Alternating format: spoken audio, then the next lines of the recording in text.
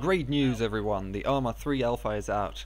Me, being both a DayZ and ARMA II player, jump into the chance to try out one of my most anticipated games of 2013. Note that everything in the game is still subject to change and that what you see here is not the final product. The alpha comes preloaded with a couple of showcases that show off the new features of the game. As one can immediately see, there have been some improvements, graphically speaking. The guns, the grass, everything looks much better. I wouldn't say all the animations are perfect yet, but I suspect they are working on that. Apart from the graphics, controls have been updated as well. If you look in the settings, you will see that it's all a lot more optimized. No more long lists of functions you'll most likely never use. Gameplay feels very smooth and familiar to ARMA II. Why change what already works well? Here you see me doing one of the missions where they show off vehicles in the game. As I slowly approach the truck, which looks like a custom designed vehicle by the developers, I keep looking for any indication of differences between ARMA 2 and 3. The AI seems a lot more active instead of just standing around doing nothing.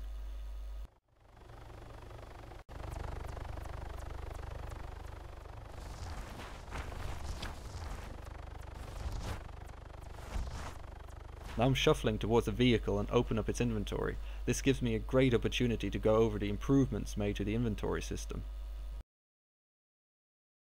You can see they have listened to the community and gone for a more manageable layout. Here you have your clothing and backpack, weapons, and weapon attachments.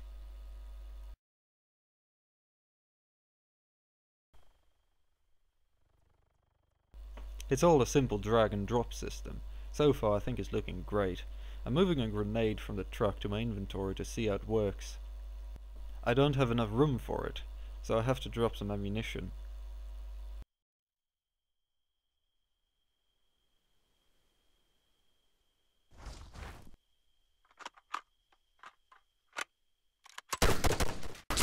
The NPCs heard me reload my weapon and are now on full alert.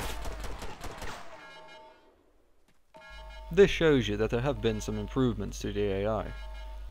This firefight will also demonstrate some of the gameplay you can expect from ARMA III.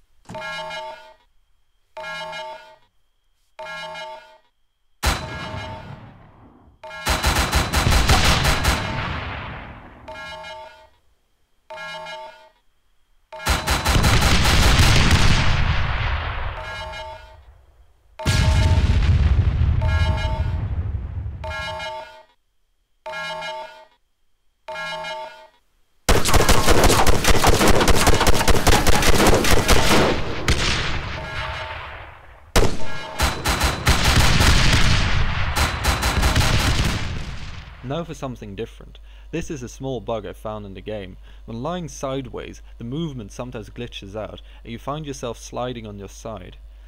I thought it would be a stealthy way to infiltrate this base.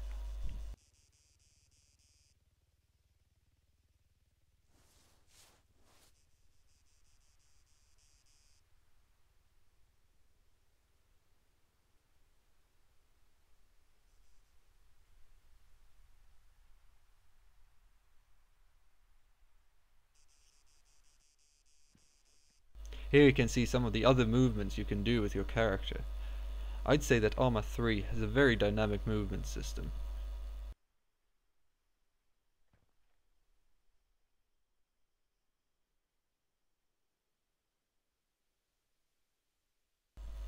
One thing I always liked about ARMA was the huge open world. I'm happy to see that they're still making these large open world landscapes.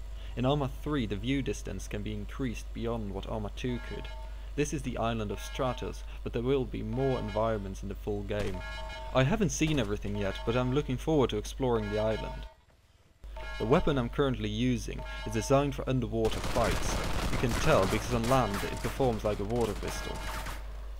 I also noticed you could not equip a scope or sight on it. I suppose that would make sense in real life though. The underwater gameplay, which was boasted in the teasers, is quite interesting.